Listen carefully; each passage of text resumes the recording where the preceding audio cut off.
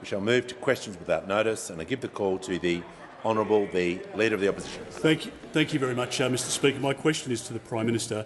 Does the Prime Minister still have confidence in the Minister for Immigration? Call to the Prime Minister. I do, Mr Speaker, because the government continues to refuse and cancel visas on character grounds.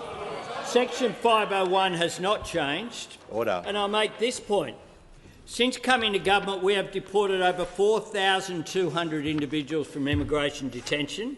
In our first year of government, the number of individuals we deported from immigration detention was almost double the number the previous government deported the year prior. The AAT makes decisions independently of government to overturn some visa cancellations. As the Minister has said, he'll be reviewing the recent AAT decisions, and where necessary and appropriate, he'll overrule them. The Parliament yesterday passed legislation abolishing the rorted AAT and replacing it with a new Administrative Review Tribunal. And the only effective way of ensuring that tribunal members are making better decisions is to issue a new revised direction, which the Minister will be doing. The new directive will ensure that the protection of the committee outweighs any other considerations. Members on my left will cease interjecting. Now, Mr Speaker, those opposite would have you believe— Order. The Prime Minister will pause. Order. There is far too much noise. I can't hear a word that is being said. The Leader of the Opposition was heard in silence. It's the first question. I'm just going to dial it down. Prime Minister has the call. Yes, Mr Speaker. I suspect the Leader of the Opposition knows what's coming. Because when this bloke was the Home Affairs Minister, for example, the tribunal decided that an Iranian heroin dealer and ice manufacturer known as YKZZ should be allowed to stay. The tribunal cited Direction 79 and the higher level of tolerance as an important reason. During the same period, the tribunal decided a Brazilian man found guilty of armed robbery and assault and the subject of an AVO sought by his girlfriend should have his visa restored. This decision in 2018 cited the higher level of tolerance in Direction 65 of this minister. In another ruling, the tribunal sided with the Nigerian heroin dealer known as HMDS. The member for Holt. Order. If the Deputy Leader of the Opposition, the member for Holt, will cease interjecting as well. She's sitting a long way from me, but I can hear her very loud and clear. The Deputy Leader of the Opposition, when we're bringing the House to order, is not the time to interject. Order. The Prime Minister has 34 seconds remaining. The Leader of the Opposition, I need to hear the Prime Minister's answer. The tribunal also cited Direction 79 over the Nigerian heroin dealer, HMDS, and said he should be granted a visa despite the government's refusal to do so. All under this minister. There's hundreds of them. Hundreds of them. He knows about it. He sat there wallowing in his hypocrisy, Mr Speaker, wallowing in his hypocrisy, and yesterday was out there defending the Administrative Appeals Tribunal. Prime Minister's time. Order.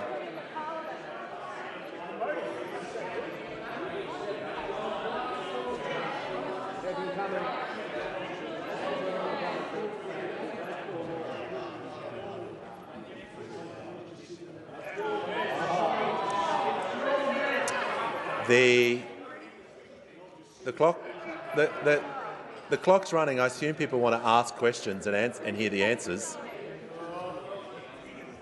When the House comes to order, the Minister for Resources, when the House comes to order, we'll hear from the member for Solomon. Thanks, Speaker. My question is to the Minister for Veterans Affairs. What has the Albanese Labor government done to help fix the veterans' crisis that it inherited? Call to the Minister for Veterans Affairs and the Minister for Defence Personnel. Thank you, Speaker. I thank the member for Sullivan for his very important question, for his service to our Australian Defence Force and his work supporting the 5,500 veterans in his community. When we came to government, DVA was under-resourced, it was underfunded, it was facing a crisis. There was a backlog of some 42,000 claims with the department that had not even been looked at. As the former government's Veteran Affairs Minister, the member for Calare, said on radio this morning, at this time the government was only prioritising funding that had a political advantage, and so because they didn't feel there was a political advantage in funding veterans' issues. This was such a dire situation, the previous minister threatened to resign over it. The vast majority of claims that are brought are under the MERCA. The first step is establishing initial liability. Back in 22-23, it took on average 332 days just to allocate a claim for someone to look at. It took a further average of 113 days for that claim to be determined, which meant in 22-23 the average time to process was 441 days. New England. Addressing this crisis is why the government has made the investments that we have. DVA is now better funded than it's been in 3 decades. We funded 500 additional APS in the October 22 budget to get about clearing that backlog. We've added 141 staff of funding, permanent staff, in the budget this year. The use of labour hire to process claims has fallen from a third to just 10 people. As of right now, that same type of claim I mentioned takes 14 days, no more, for that claim to be looked at, and on average, since 1 December, 6 days. The average time taken to determine a claim since 1 December 2023 is now 44 days. That means that it is an average of 60 days now to process a MERCA initial liability claim. Of course, there are claims that are more complex, others that need further medical information that might be sought, and that does take some time for those claims. It's appreciated that due to the backlog we inherited, some people have been waiting still far too long, indeed years, for their claims to be processed, and that's why we've put in the work to get these claims processed as quickly as possible. It's the processing of this backlog of claims that we inherited that means we are spending an additional $6.5 billion over 5 years to give veterans the benefits that they deserve. It's why it's so concerning that some say that the government should be cutting back on the staff that it has, which would result in veterans getting less benefits. This is not about politics. It's about doing the right thing. Order. The member for Canning. I'd like to hear from the Deputy Leader of the Opposition. My question is to the Minister for Immigration.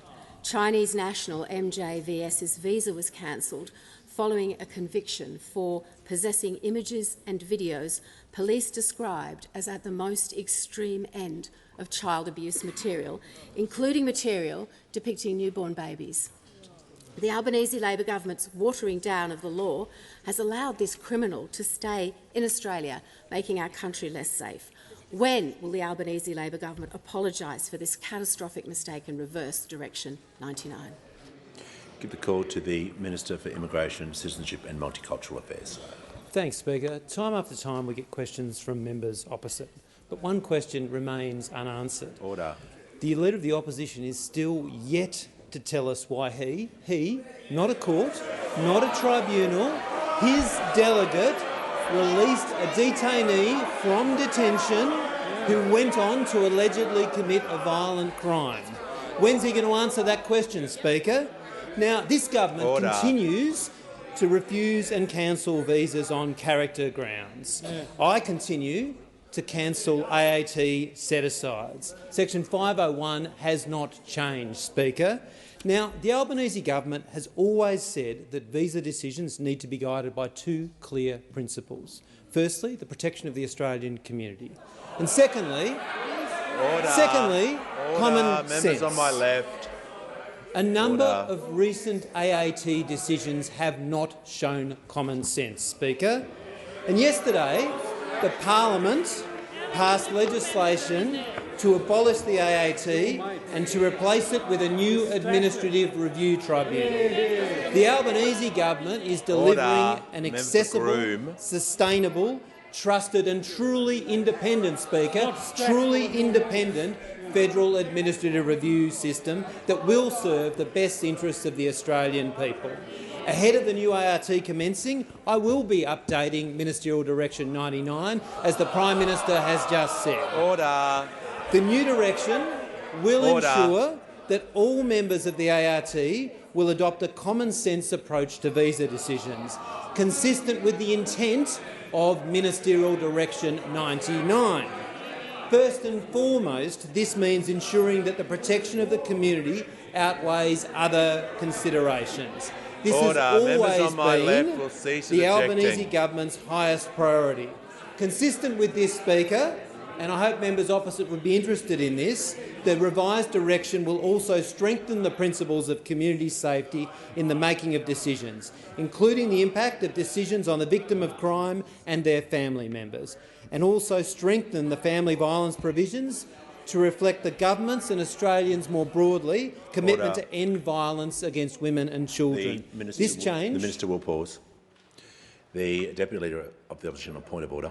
Mr Speaker, I move an extension of time to give the minister time to apologise for the horrific abuses that have been described by the individual that he has let out on the Members streets. on my right will cease interjecting while a member is taking a point of order. The member is entitled to take the point of order. The member is able to do that when the time is concluded, not during the time. So she's entitled to do that, but she'll just have to wait to the end of the answer. The Minister in continuation. Thank you, Speaker. This is a change that will guide all decision-makers within the department, the AAT and the new ART to ensure that better decisions are made in line with the expectations of the government and the community. I give the call to the member for Hasluck. Thank you, Speaker. My question is to the Deputy Prime Minister. How has the Albanese Labor government improved support for our veterans, and why is this support so necessary after years of neglect? Give the call to the order. Members on my left, Member Fadden shouldn't be interjecting before I call. This continues, people won't be warned, they'll just have to leave. It is a red line. No one is to interject before a minister, Prime Minister, is called. If they say something and you want to react, well, go for it. But until that happens, no one, including the member for Barker in particular, will not be interjecting. The Minister for Defence and the Deputy Prime Minister has the call. Can I thank the member for her question and acknowledge her service? On the 9th of February in 2021, former Prime Minister Morrison attended RAF Base Williamtown for a defence announcement. Now, for those opposite, the substance of that announcement was less important than the theatre, because we had Top Gun music, we had pageantry, we had hoopla. A year earlier, on the 4th of January, at the height of the Black Summer bushfires, those opposite produced an ad featuring the Australian Defence Force to raise money for the Liberal Party. Now, these two incidents characterise the essence of the Liberals, because as they see it, defence is all about politics, defence is all about them. Member for Moncrief. But while all of this was happening, our veterans, the men and women who have worn our nation's uniform, were suffering. While the Liberals were using defence for a political the Deputy Prime Minister will fundraiser. pause. No, before I deal with the member for Canning, I've got one issue to deal with, and then you'll get the call. The member for Deakin was on the warning on the first question. He's been continued to be interjecting through every answer. It's the same old story. He'll leave the chamber under 94A. Everyone gets a fair go, but if you get a warning, chances are if you keep interjecting, you won't be staying. Now, the member for Canning, I'll deal with his point of order before we return to the question. Thanks, Speaker. The question was about the government's support for veterans. There was no alternative approaches qualifier. This was an easy chip shot onto the green, and resume your seat. clearly. Yep.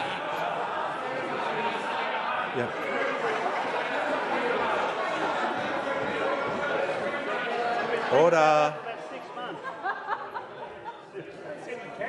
The member for Canning has raised his point of order. He's been heard in silence. I'll now hear from the Leader of the House on the point of order. Mr Speaker, the question referred to years of neglect, and years of neglect is exactly what the Defence Minister is going through. The Minister was asked about previous decisions, so I'm going to listen to his answer to make sure he's being relevant. He has the call. While the Liberals were using defence as a political fundraiser, the backlog in veterans' claims, that is, claims which no one had even looked at, was about 20,000. A year later, as the Top Gun music was playing, that number had risen to more than 30,000, and by the time those opposite leave government, that number stood at more than 40,000. This has been described as a stain on the former government, but the last Defence Minister in that government was the Leader of the Opposition, and the Shadow Minister was a minister in the broader portfolio. It is a stain on them as well. Now, since coming to government, from our very first budget, we've increased the number of public servants in the Department of Veterans Affairs by 1,000, so they can deal with this backlog and get entitlements flowing to our veterans, to the men and women who have served our nation. And as of today, that backlog is entirely cleared. Now, lest there be any confusion that this is a story about history, let's be completely clear. This is a story about right now. Because 13 days ago, when the Leader of the Opposition delivered his budget reply, the closest he came to a policy announcement was a commitment to cut public servants, a commitment which was backed in by the Shadow Minister the very next day, the same public servants who are seeing entitlements flow to our veterans. For those opposite, nothing has changed. They just see defence as a political opportunity. This government understands that at the heart of defence are the men and women who have and continue to serve us all by wearing our nation's uniform to keep Australians safe. Before I call the member for Kennedy, he will get the call. I'll just do some acknowledgements that are in the gallery. I'm pleased to inform the House that present in the gallery today is the Honourable Dan Cregan MP, Member for Cavill and a Minister in the South Australian Government, and also His Excellency Stavros Venizelos, the Ambassador of Greece to Australia, and also present in the gallery are participants in the South East Asia Future of Leadership program. A warm welcome to question time. Give the call to the member for Kennedy. Environment Minister. EVs are fuelled by solar panels from China, where production and smelting belch out vast clouds of CO2. Ethanol motor vehicles emit CO2, but the sugarcane crop absorbs back these emissions. Minister, wasn't Morris Iema right introducing ethanol, referring to petrol's carcinogens? I won't go another day with people's death on my conscience, people that didn't have to die. Brazil's petrol, 49% ethanol, sells for $1.10 a litre. Australia's petrol imports are $48 billion a year. Doesn't this magic wand a richer, cleaner, more affordable Australia? Order. The member's walking stick or whatever is there shall, regardless of age, there's no props available for anyone, walking or not. Order.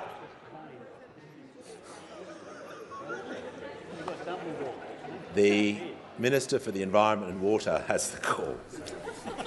Thank you, Mr Speaker, and I want to thank the member for Kennedy for his question.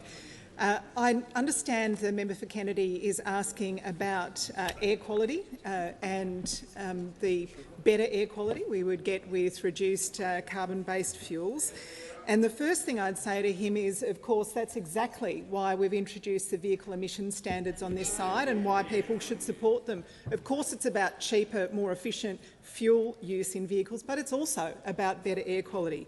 The second thing I'd say to the member for Kennedy is I know that one of his particular interests is not just the use of sugarcane for bioethanol production, but also the use of prickly woody weeds like prickly acacia. And there's a lot of work going on around the world about using woody weeds. The member for Kennedy is quite right. Actually, millions of hectares of the Mitchell grass plains covered in prickly acacia, which of course competes with other types of native grasses and plants, but also reduces the habitat that our native animals have to make their homes. They can't get through the prickly acacia. So he's spoken to me before about the potential use of these woody weeds as a source of bioethanol, and of course that's something very worth exploring. And the Minister for Infrastructure, Transport, the Minister for Climate Change and Energy are both very actively exploring opportunities for bioethanol and other biofuels. And indeed, the member for training is also supporting apprentices to upskill in the areas of biofuels, including ethanol. And so I'd say that our government is both working to reduce those woody weeds through my portfolio of the environment. We're spending millions of dollars dealing with problems like that prickly acacia, also like gamba grass. Gamba grass, huge problem right across the north of Australia.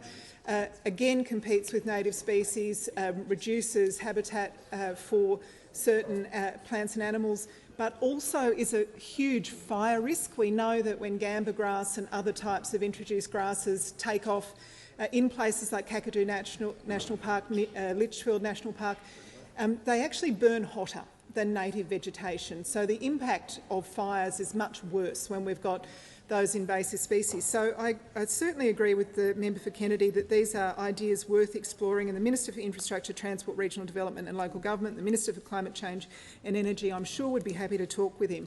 One other thing I wanted to tell him was the CSIRO has recently been looking at microalgae as a source of bioethanol, and I know he is very interested in Asparagopsis seaweed and its introduction into feedstock for cattle, the potential to reduce methane emissions. Here's microalgae for fuel. Order. The Minister's time has concluded. Give the call to the member for Blair. Speaker, my question is to the Prime Minister. What was the state of veteran compensation claims when the Albanese Labor government took office? And what is the government doing to deliver on our nation's promise to veterans? Call to the Prime Minister.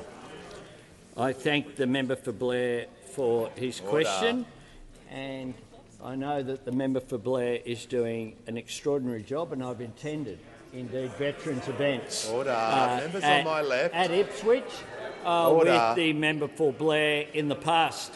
Our government has invested record funding, so DVA is the best resourced it's been in 3 decades. We started with 500 new frontline staff at the department in our very first budget. The member for New England and this month's will cease budget interjecting. includes an additional $477 million for our veterans, including an additional more than 140 staff to process claims even faster. Now, thanks to our investments and the hard work of these staff, we're clearing the claims backlog. More claims being processed has a fiscal impact, and the impact of this is an extra $6.5 billion in payments for veterans over the next 5 years. That's a cost to government, but it's a cost in which we owe those veterans. That's right. They've earned it by wearing our uniform, by defending our nation and honouring us with their presence. Now, this is long overdue money, and if you don't have staff and you're not processing claims, then people aren't getting them. And that was what was going on under the former government. I'm asked about what we inherited. Well, the fact is that when we took office in May 2022, and when the minister undertook the role that he was appointed to, we inherited a backlog of 42,000 compensation claims. That's 42,000 veterans who had defended our nation who were waiting on claims. And tragically, of course, some of them never ever got to receive them. No wonder the former Minister for Veterans Affairs, the member for Calare, threatened to resign as the minister before that last budget in 2022. He said this was, to quote him, having an appalling effect on the physical and mental health of our veterans. He argued for funding in the former government, but he was told, to quote him, they didn't feel there was a political advantage in funding veterans' issues. So they did nothing. Now, we owe our veterans more than words and tributes. We owe them more than gratitude. We owe them what they have earned. And this government is delivering on Australia's promise to them. Call to the Honourable the Leader of the Nationals. Thank you, Mr Speaker. My question is to the Minister for Immigration. New Zealand citizen Troy Ollerman had his visa cancelled following convictions for serious assaults against women and children, including hitting a 3-year-old disabled toddler in the head. The Albanese Labor government's watering down of the law has allowed this criminal to stay in Australia, making our country less safe. When will the Albanese Labor government apologise for this catastrophic mistake and revoke Direction 99? The call to the Minister for Immigration, Citizenship and Multicultural Affairs. I thank thank you, Speaker, and I thank the Leader of the Nationals for his question. Of course, all of us here are concerned for the victims in these circumstances, and that is why, as the Prime Minister has said, and I've just outlined at some length, that we are introducing a new revised ministerial direction to ensure that the clear principles that we've held to for some time, protection of the community and common sense, are part of visa decision-making consistently, in particular at the AAT, where we have not been seeing common sense. I do note, Speaker, yesterday that members opposite had a chance to have a say about that. They chose to vote to keep the AAT. Order. The member for Herbert. Order. The Minister for Skills and Training will cease interjecting so I can hear from... Order. The member for Hume. The member for Hume. I'm trying to hear a question. And members on my right are provoking you, and I'll ensure that they don't do that as well.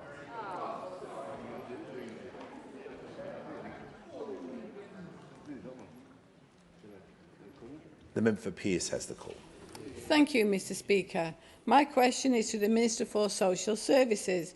What support is the Albanese Labor government providing to veterans through the Social Security safety net? What approaches have been rejected? Thank you.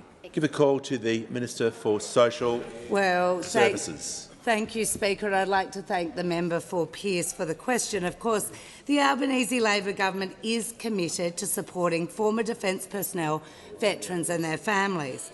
Now, in my portfolio, we are delivering targeted cost of living relief, including to veterans. Now, today I introduced a bill that will deliver an increase to the maximum rates of rent assistance by a further 10%. Now, this is our second consecutive increase and means that on the September 20, the maximum rates of rent assistance will have increased by 40% since this government was elected. Now, this support, of course, helps close to 1 million households, including 13,000 veterans and dependents. Now, our government has also announced we will freeze Social Security deeming rates for a further 12 months so that part pensioners, including 96,000 service pension and income support recipients, can keep more of their payment. And of course, in the budget we've also announced a freeze on the price of PBS medicines for concession card holders so that they will pay a maximum of $7.70 per script for the next 5 years, which will benefit, might be of interest to those on the other side, 330,000 veterans and dependents.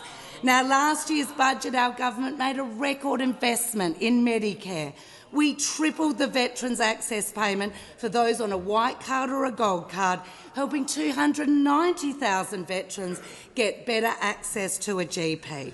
So our government's approach has been supporting veterans as well as people right around the country.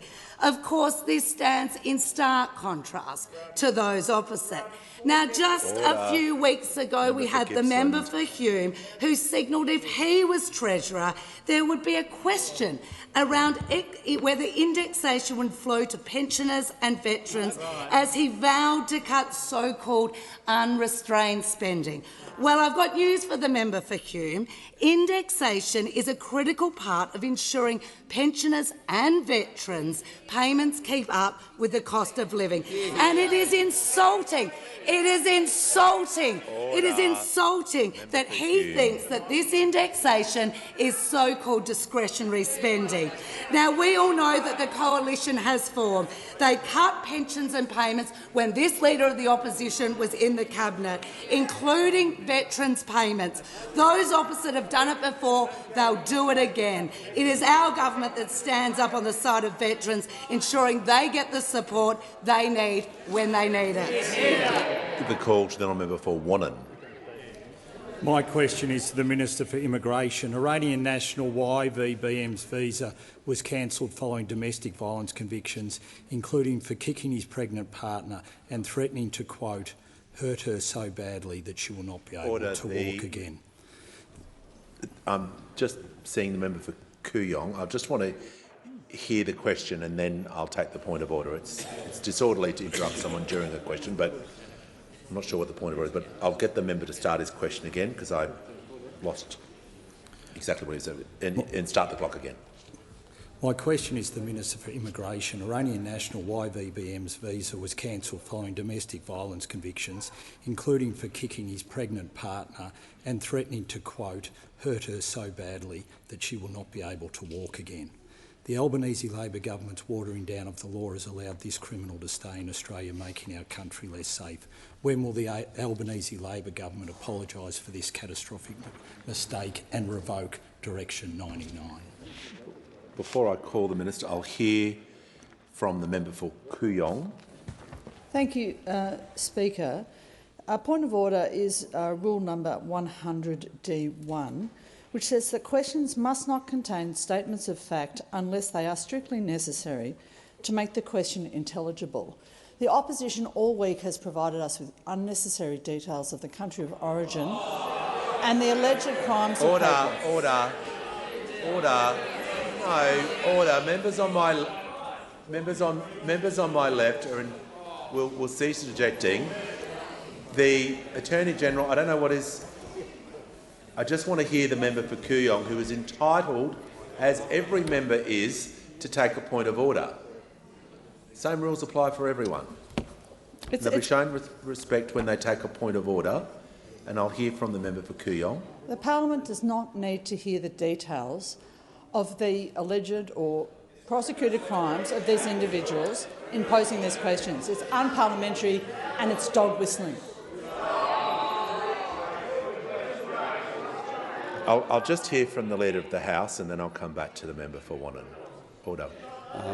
Mr Speaker, the member for Mitchell will cease interjecting. Just to raise a further point of order, because it has to be raised immediately, particularly when members of the crossbench raise points of order, there is a level of aggression and shouting led by the Leader of the Opposition it's quite different to what I just got then. The level of aggro that gets applied to members of the crossbench and the level of direct anger and aggression from the Leader of the Opposition is just out of control every time there's a point of order from the crossbench. They have a right to raise these points of order without that sort of aggression. I get the picture. Resume your seat. I'll deal with this issue and then I'll come straight to the manager or member for Wannon. I want to be very clear with everyone. When someone is entitled to a point of order, whether it be the Deputy Leader of the Opposition, the Leader of the Opposition or any member of the House, they're going to be heard in silence. It's not commentary time, because that's the way question time and that's the way the standing orders should operate. So moving forward, I've been pretty lenient in allowing points of order and to enable them to be heard, but the interjections, if it continues, people will not remain here for question time. So the member's raised her point of order, and I'll hear from the Manager of Opposition Business. To the point of order, Mr Speaker, firstly, every one of these fact situations certainly can be authenticated because they are taken from decisions of the Administrative Appeals Tribunal. And are they strictly necessary to make the question intelligible? Absolutely they are. In each case, we have seen appalling acts of violence, and this absolutely goes to the public policy question which needs to be determined here. I'll deal with the point of order. Order. Members on my right. I'll deal with the point of order that was raised by the honourable member for Kooyong with respect to Standing Order 100D1. This question didn't name anyone. It had a reference in it. So it is different to the others. I appreciate the point that you're making when names are issued, but there has been a long practice in the House, whether it be owners of businesses, whether it be community representatives. It's up to the member then to make sure they are accurate and verified. So the question will stand. In this particular case, he didn't mention anyone's name. So I'll just ask the Minister to answer the question, and he has the call. Thanks very much, Speaker, and I thank the Shadow Minister for his question. The government continues to cancel visas on character grounds, as appears to have been the case here, and I continue to cancel visas from AAT set-asides where appropriate. As I outlined and the Prime Minister articulated in answer to the first question, we are issuing a new ministerial direction that is revised, and that will be focused on the question was... The Minister... Order. The Minister is about 15 seconds in, so it would be very difficult to take a point of order on relevance when he is talking about the decision that he was asked about. But that means once you take a point of order on relevance, it's only once under the standing order. The Minister will be able to respond without interruption. Yeah. But on the point of order... Speaker, the question said when will they revoke Ministerial Direction 99? Resume your seat. Just remind the member for Wannon just to state the point of order, which is obviously about relevance, but just need to state that each time he takes the point of order. So, as I said, 15 seconds. I don't know if he's going to answer for the remainder, but that point of order of relevance has been taken now. So, the Minister is going to be heard in silence for the remainder of the answer. The Minister has the call. Thanks, Speaker. As I was saying, this new revised direction will ensure that the two principles that have always been at the heart of visa management, protection of the community and common sense decision-making, will take place at the ART and the new ART. It will ensure that community protection outweighs other considerations, and particularly going to the case that the member referred to, we will strengthen the principles of community safety, including the impact of victims and their families, and strengthen the family violence provisions. Give the call. Order. When the House comes to order, we'll hear from the member for Spence. Thank you, Mr Speaker. My question is to the Treasurer. How is the Albanese Labor government working to support our veterans and ease cost of living pressures? What does it mean for the budget, and how is this approach different from what the government inherited? Call to the Treasurer. Thank you, Mr Speaker. There are 6,087 veterans in the member for Spencer's community, and he does a wonderful job advocating for every single one of them. And one of the things that we are proudest of in our first three budgets, Mr Speaker, is the support that we've been able to show for Australia's veterans. Not the platitudes and placeholders that we heard from those opposite, but real dollars making a real difference. And here I want to acknowledge the efforts of the Veterans Minister, Assistant Minister Thistlethwaite, the Defence Minister and Prime Minister and Finance Minister in the other place. All of us on this side of the House respect and recognise the service and sacrifice of our men and women in uniform, and we take seriously our responsibilities to them after they leave the military. Now, when we came to office, there was a backlog of 42,000 claims. These weren't just abstract numbers on a spreadsheet, but they were real people with real families who have made and continue to make a real contribution to our country. Now, those opposite should be ashamed of themselves for leaving those veterans hanging for so long. we were determined to clean up the mess when we came to office, with $230 million in our first budget for staff to process the claims, and now another $477 million in this budget to fix the system as well. Order. And because of our efforts, an extra $6.5 billion will flow into the pockets of our veterans who deserve every single cent of our support, Mr Speaker. Now, the Shadow Treasurer thinks this is overspending, but we don't. Those opposite diminish the efforts of the public servants who are working around the clock to get this money to the veterans who deserve it, Mr Speaker. Order. Now, support for veterans is part of our efforts in the budget to help with the cost of living, and today's inflation numbers show why that's so important. As I said yesterday, the monthly inflation figures are more volatile. They don't compare the same goods and services, and that's why they bounce around. This month, petrol, private health and international travel were some of the biggest influences. Our expectations for inflation and our forecast aren't changed by today's data, Mr Speaker. Now, electricity prices were up 4.2%, but it would have been 13.9% were it not for the rebates that those opposite voted against when they voted for even higher inflation. When we came to office, inflation had a 6 in front of it, Mr Speaker, and now it has a 3 in front of it. It has moderated overall, but we need it to moderate further and faster, and that's why the budget had such a big focus on fighting inflation and easing cost of living pressures, and our support for our veterans is a really important part of those efforts. Give a call to the honourable member for Wannon. Thanks, Speaker. Can the Minister for Immigration, my question is to the Minister for Immigration, can the Minister for Immigration confirm of the 153 hardened criminals that were released into the community, at least 2 of the murderers are in the community without electronic monitoring? And if we know it's at least 2, what is the number of murderers out in the community without electronic monitoring? How many people you released had one? Order. The Minister for Home Affairs and Cybersecurity is warned. Order. Minister for Immigration, Citizenship and Multicultural Affairs has the call. Thanks very much, Speaker, and I thank the Shadow Minister for his question. And I do say that it was the Leader of the Opposition sitting there that let someone out of immigration detention. His delegate gave that person a visa with no monitoring, no reporting obligations, and that person went on allegedly to commit a crime, and he doesn't seem interested in talking about it. Now, because he and the Shadow Minister are always playing politics. Now, this group of people are being constantly monitored. As the ABF have advised, the location of every individual is known.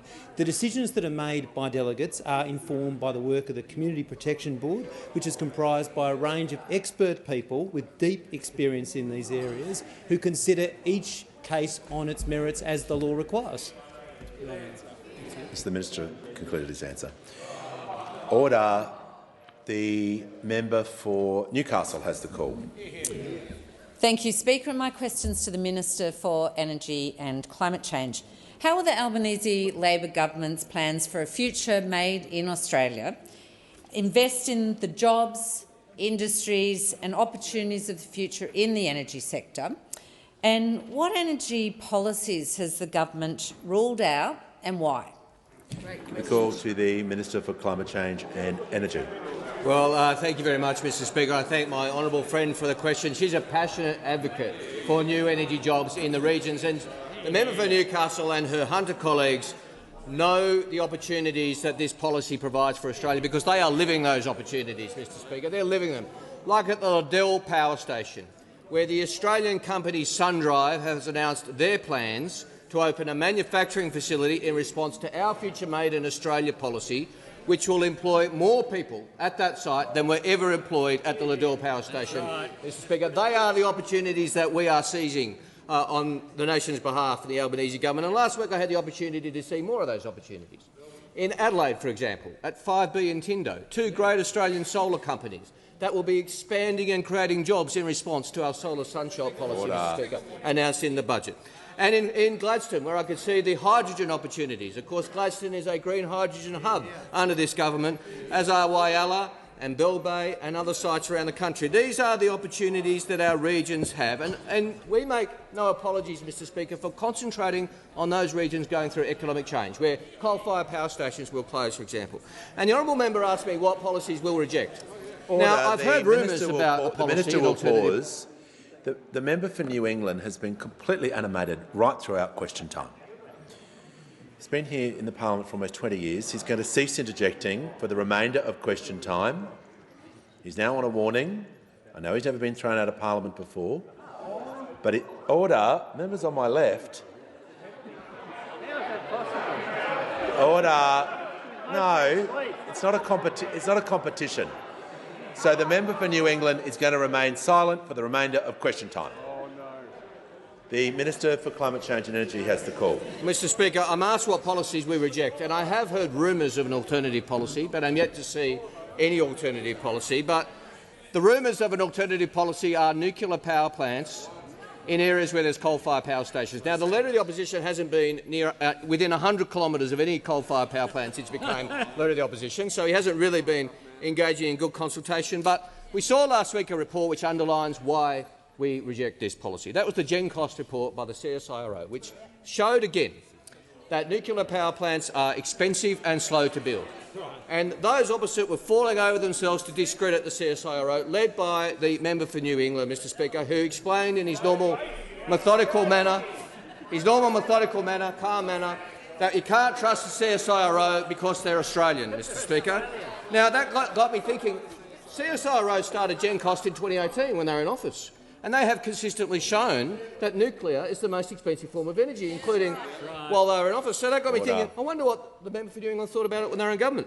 Well, he was asked by David Spears, is nuclear under consideration? He said, it's not. It's been ruled out by reason of cost. David Spears went on and said, you're in government, you're no less than the Deputy Prime Minister, why don't you give it a push? He said, because the cost is too high, Mr Speaker. Because the cost is too high. I wonder what's changed. Mr Speaker. Sometimes, Mr Speaker, in politics you can overlearn a lesson, you can overcorrect. We were very critical of the then government for having 22 energy policies. We thought 22 was too many, but we didn't mean have zero. One is the sweet spot. Have an energy policy. If the Leader of the Opposition was any good, he could release an energy policy. He could at least be up to that. Has concluded. Give the call to the honourable member for Calare. Thank you, Speaker. To the Minister for Social Services. The Orange Seniors Village Hub provides support, education and community for many, many seniors in Orange, New South Wales. Yet funding for the Village Hub program has been cut, with no support for it in the recent budget. This has devastated our seniors. Orange City Council has confirmed that the alternative funding your department has suggested does not cover seniors and will not support the Orange Seniors Village Hub. Will you restore funding to the Orange Seniors Village Hub and support seniors in Orange and across our region? Give the call to the Minister for Social Services. Thank you, Speaker, and I'd like to thank the member for his question. The Albanese government is supporting older Australians and delivering cost of living relief to every Australian. I do recognise the important work that organisations like the Orange City Council undertake in local communities across Australia through the programs and services they deliver. The Seniors Connected program, which funded the Seniors Village Hubs, was always scheduled to cease under those opposite on the 30th of June 2024. Now, in saying that, the Albanese Labor government is looking at ways we can support Australians to stay connected to their family and friends and to confidently and safely use the internet and other digital technologies. I'm happy to continue to work with the member to ensure that we can look at other opportunities, but when it comes to this program, the program was ceasing under those opposite and the funding will finish on the 30th of June. Give the call to the honourable member for Corangamite. Thank you, Speaker. My question is to the Minister for the Environment and Water. How many renewable energy projects has the Albanese Labor government signed off on? And what has been the response to these projects? And what proposals has the government rejected? The call to the Minister for the Environment and Water. Thank you, Mr Speaker, and I want to thank the member for Corangamite, who I know is a huge supporter of renewable energy, including great projects like the Million Household Battery in Victoria, which will be one of the largest batteries in the world, one of the largest battery projects. Of course, as a government, we are absolutely committed to net zero and to Australia doing its share to help the globe get to net zero. And that means that we've set an 82% renewable energy target. It is ambitious, but we are working day and night to get there. And that means that so far, since coming to government, we've ticked off 47 renewable energy projects. That is enough to power 3 million homes. And the good news is I've got another 136 renewable energy projects in the pipeline in front of me. What's exciting about this is we have managed to speed up the approval of onshore wind projects, for example. We're doing them 3 times faster than they were done under those opposite. And if you look at our total approvals across all types of projects, we've actually doubled on-time approvals since coming to government. And importantly, we have done it without compromising environmental standards. Now, we've approved terrific projects like the Punches Creek Solar Farm, enough to power 300,000 homes in Queensland, or the Yanco Delta Wind Farm, enough to power 700,000 homes in New South Wales.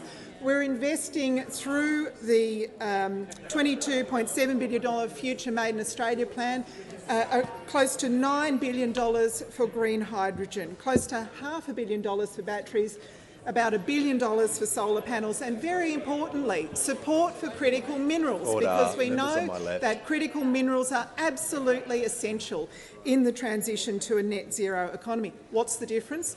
Those opposite had 10 years and they were told that 24 coal-fired power stations were closing, and they did nothing to actually replace that generation capacity. And now they've come up with a $387 billion nuclear fantasy. And on top of that, they're now saying that these projects shouldn't even be subject to John Howard's old environmental laws. So if you're a nuclear project under those opposite, you get the fast track. If you're coal or gas, if you're coal or gas, you get the fast track under those opposite. If you're nuclear, you get the fast track. And if you're a renewable energy project, you're in the slow lane. The call to member for Wannon. Thanks, Speaker. My question is to the Minister for Immigration. Didn't the minister mislead the parliament when he said each of the 153 hardened criminals would be continually monitored, given that evidence in Senate estimates advises that 26 sex offenders, including child sex offenders, no longer have electronic monitoring? Order. Members on my right will cease interjecting. Order. The member for Herbert is warned. The Minister for Immigration, Citizenship and Multicultural Affairs has the call. Thanks, Speaker, and I thank the Shadow Minister for his question. This is a question I've answered previously, relying on the evidence given to Senate estimates that the detainees who were required to be released are being continuously monitored. But in relation to the last aspect of this question, I am deeply concerned by reports just in the Sydney Morning Herald that refer to 102 convicted sex offenders released into the community when the Leader of the Opposition was responsible, and 64 child sex offenders, not by order of a court or tribunal, released by his delegates. Order. Members on my right, the Minister for Regional Development will cease interjecting. The member for Wannon on a point of order. Thanks, Speaker, and it's on relevance. The question was very, very direct. It said that there are, Senate estimates has shown that there are 26 child sex offenders that no longer have electronic monitoring, even though the minister said all 153 criminals would be monitored. As the minister's concluded his answer. Okay. Order. Just remind the member for Wannon, it's just about stating the point of relevance, not reading the question again. Okay, we'll move to the next question, and I give the call to the member for Swan. Thank you, Mr. Speaker.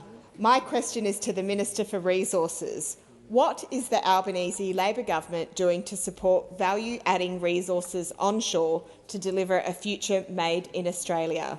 And what is standing in the way of this support? The call to the Minister for Resources and the Minister for Northern Australia. Thank you very much, Mr Speaker. I'd like to thank the member for Swan for her excellent question. The Albanese government is absolutely determined to deliver a future made in Australia, and part of that future is the critical minerals processing industry. Make no mistake, the budget delivered by the Treasurer is the most significant budget for the future of the resources sector in this country in a generation.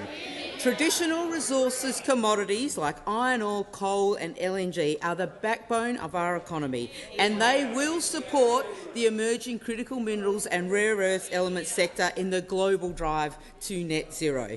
The $17 billion production tax incentive will drive critical minerals processing and value-adding in Australia. It is a serious and measured down payment on Australia, taking up our responsibility to lead on critical minerals globally. And I might say it has drawn some pretty special comments from those opposite. The Shadow Treasurer has likened the production tax incentive to giving $1 to every cafe owner for every coffee they produce.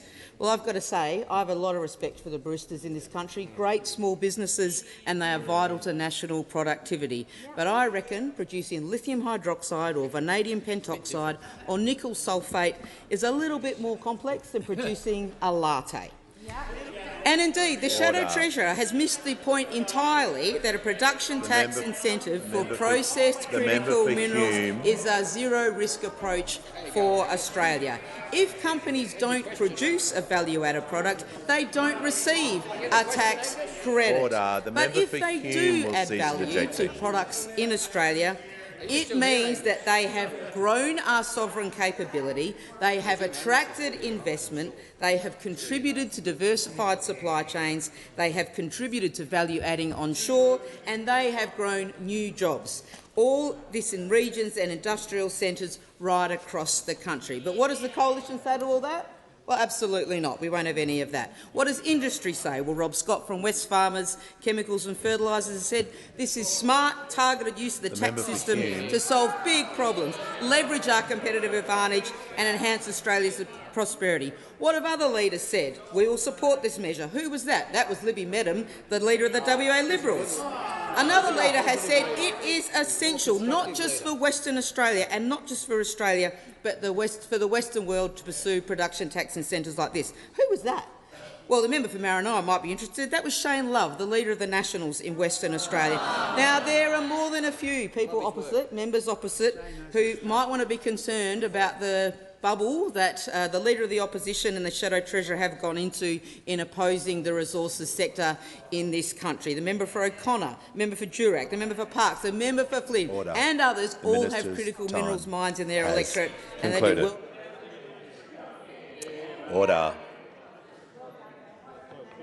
Give the call to the member for Clark. Thank you, Speaker. Speaker, my question is to the Prime Minister. Prime Minister, it's almost a year since the Standing Committee on Social Policy and Legal Affairs released its report on online gambling and its impacts on those experiencing gambling harm. So why hasn't the government implemented the committee's recommendations, including a gambling advertising ban? And when will the government implement the recommendations? Or are you just kicking the can down the road until after the next election? Call to the Prime Minister. I thank the member for Clark for his question and for his ongoing advocacy. He's a long-term advocate for some of the concerns that are out there in the community when it comes to gambling right across the board in all of its forms. The government has done more in our 2 years than those opposite did in their almost decade in office. This is what we have done. We've launched BetStop, the National Self-Exclusion Register. We've mandated customer pre-verification for all new online wagering accounts to prevent children from gambling and strengthen protections for Australians who have registered for BetStop. We've agreed with the states and territories for new minimum classifications for video games with gambling-like content. We've implemented new evidence-based taglines to replace the gambling responsibly taglines that were previously there that were ineffective. We've introduced nationally consistent staff training. We've required online wagering companies to send their customers monthly activity statements outlining wins and losses. We've legislated a ban on the use of credit cards for gambling.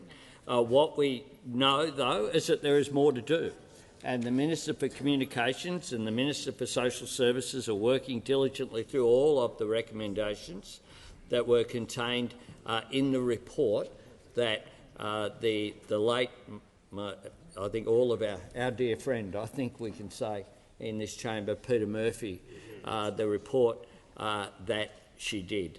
We're working through it in an orderly way. We're consulting all the appropriate groups, including gambling groups. I've met with a range of stakeholders, including people like Tim Costello and others, about these issues. We want to make sure there's a comprehensive approach to tackling gambling harm, not that you just shut down one thing in order to get something then just appear online from offshore, which is one of the concerns which are there. We want to make sure that we get it right, and that's why we're undertaking this work in the characteristically orderly, measured and considered way that this government operates. Give the call to the member for Macarthur. Thank you. Thank you, Mr Speaker. My question is to the Minister for Housing and Homelessness. How is the Albanese Labor government's $32 billion Homes for Australia plan delivering for Australians, and what could threaten further supply? Give the call to the Minister for Housing, the Minister for Homelessness and the Minister for Small Business. Thanks, Mr Speaker, and I do want to thank the wonderful member for Macarthur. He has been a long-time supporter of making sure we get more homes on the ground. He understands that Australia doesn't have enough homes, and we haven't had enough homes for a long time. He knows how important it is that we build more homes. Indeed, we need to build more homes more quickly in more parts of the country, Mr Speaker. That's why, of course, we have our Homes for Australia plan, and it's backed with tens of billions of dollars. We've committed now $32 billion in new housing initiatives since we came to office, including more than $6 billion in our most recent budget, Mr Speaker. And there are homes already on the ground today and under construction because of the decisions we have taken as a government. In places like Western Sydney, where the Prime Minister and the Treasurer and I were last week, where we were hearing about the progress and seeing the progress of more than 400 new homes in Westmead, new affordable rental homes, Mr Speaker, for key workers. And in Ulverston, in my home state of Tasmania, where I saw 400 new homes, 48 new homes, almost at completion, about to get people into them. These are real homes on the ground, Mr Speaker, that I saw just in the last week. And I met with people like Glenda. Glenda in Riverwood in New South Wales, like Nana Pam and Kevin and Leanne in Latrobe in their new homes, where they spoke to me about how important it is for them to have a safe, secure and affordable roof over their head, Mr Speaker. That's why we're delivering our $32 billion Homes for Australia plan. It's why we're working with the housing sector, with the construction sector and, importantly, with the other tiers of government, particularly the states and territories, because we need to get more homes on the ground more quickly. But it will take everybody with their shoulder to the wheel to meet our nation's ambitious housing target of 1.2 million homes from 1 July to the end of the decade, Mr Speaker. It is ambitious because it needs to be. We need to add to supply because supply is the answer to our housing challenges. We know that, the experts know that. But apparently those opposite don't seem to know it, Mr Speaker. They voted against more homes when they voted against our Housing Australia Future Fund. They're voting against getting more people into home ownership with our Help to Buy shared equity scheme. We hear they're not going to have a target. They didn't offer in their budget reply $1 new for one new home, Mr Speaker. They have very little to offer except negativity. They've of course rehashed their super for housing policy. It doesn't build one new home. All it does is push up prices and it wrecks people's retirement, Mr Speaker. Those opposite should be getting on board with our Homes for Australia plan. They should be supporting it because it will provide more help for home buyers, more help for renters and more homes for Australians that need it most. Give a call to the honourable member for Cook. Wally. My question is to the Minister for Immigration. New Zealand citizen Dawson Wariri's visa was cancelled following serious domestic violence convictions, including for punching his wife so hard he split her eyelid, physically assaulting his 15-year-old son. The Albanese Labor government's watering down of the law has allowed this criminal to stay in the country, making Australia less safe. When will the Albanese Labor government apologise for this catastrophic mistake and revoke Direction 99? Call to the Minister for Immigration, Multicultural and Citizenship. Thanks, Speaker, and I thank the member for Cook for his question. As I've previously said in question time today, I will be issuing a new revised ministerial direction, and part of that is to ensure that visa decisions are guided by those two principles: protection of the community and common sense. And as I said in an answer to an earlier question, there will be a higher focus on these than has been the case in the past. And I'm sure the Leader of the Opposition, when he was listening to the examples that the Prime Minister put to him, was reflecting on how previous ministerial directions under him might have been improved too. These are changes that will improve decision-making. Now, on the specific question, I can say that I've already briefed senior officials of my department so that these changes can progress expeditiously.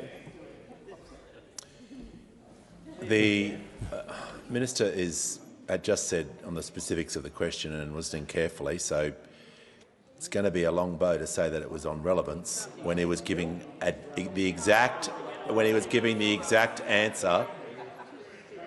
Now, smart move. Order. The Minister will continue to be relevant to the answer. So I have to the briefed question. senior officials of the department so that the principles of the new revised direction can come into place properly without any unintended consequences like those the former Minister for Home Affairs, the Leader of the Opposition, was not conscious of when he was responsible for this. And I note again a report in today's Sydney Morning Herald which begins, 2 men convicted of accessory to murder were released from federal detention when Opposition Leader Peter Dutton was the Minister in charge of Immigration and Home Affairs. Released by him, not by the AAT, by his delegate when he was responsible. When is he going to get up? Has the Minister concluded his answer? Has the Minister concluded his answer? On a point of order, subsequent to the question. Mr Speaker, a point of order, and it goes to the order of the House. You have warned the Minister for Home Affairs. She has repeatedly interjected since being warned. The standing orders should apply equally to both sides of the House. And with respect, opposition members have been ejected. I ask that you similarly treat the Minister for Home Affairs.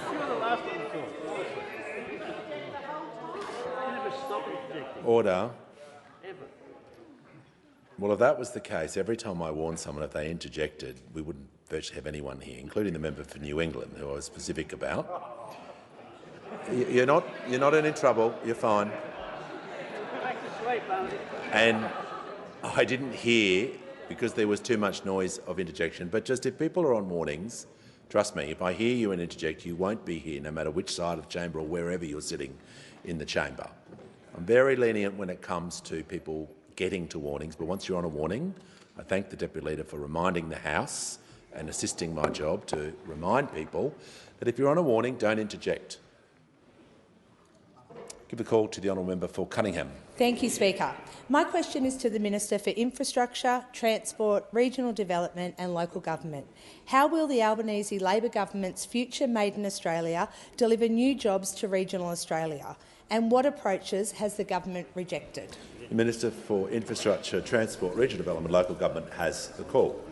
Can I thank the member for Cunningham for the question and her strong representation of the people of beautiful Wollongong and her advocacy for projects like the Mount Ousley interchange, which she's been a champion of. People in Wollongong and all of our regions know that our future Made in Australia policy will be a boon for the regions. Under our future Made in Australia policy, one of the priority initiatives outlined in the budget was the development of an Australian low-carbon liquid fuel industry. This will help hard-to-abate transport sectors like aviation and heavy haulage to reduce their emissions while creating new jobs and opportunities in the country. There is money for innovation, certification, and shortly we'll be consulting on options to introduce a production incentive to kickstart local manufacturing of fuel, including the supply of Australian feedstock like canola and sugarcane waste. Currently, over 60% of canola exported to Europe is used to produce biofuels, and 400 kilotonnes of tallow exported to Europe, the same that we then import back in at some cost for these industries. We can do this here, and our industry agrees. Bioenergy Australia says our policies will create jobs in regional Australia, boost economic growth, bolster energy security and future-proof our tourism and transport sectors. GrainCorp said federal budget funding for low-carbon fuel initiatives is playing into its strategy to become a major player in the renewable fuels supply chain. Now, I'm asked about what approaches have we rejected. Well, we've rejected what those opposite think of regional industries and support for manufacturing in our regional industries that saw our car industry leave our shores, and we're rejecting calls to ditch local production, to support local incentives for production and to destroy our aluminium industry. Now, back in 2012, during a presentation to the Mineral Councils of Australia, the now Shadow Treasurer, a great champion for manufacturing in our regions apparently, advocated the scrapping of all local content policies and the closure of aluminium refining in Australia. That's what the Shadow Treasurer said. This is an industry that employs 3,500 Australians and in 2023 exported 1.5 million tonnes of aluminium worth $5.2 billion to our economy. Now, the Shadow Treasurer apparently recalled our local industry uncompetitive and similarly weak. Where the Albanese government is working to deliver a future made in Australia, the coalition wants a future made overseas. They want to close down our industries. We want a future made in Australia, including in our regions. Prime Minister. Prime Minister has the call. I ask that further questions be placed on the notice paper.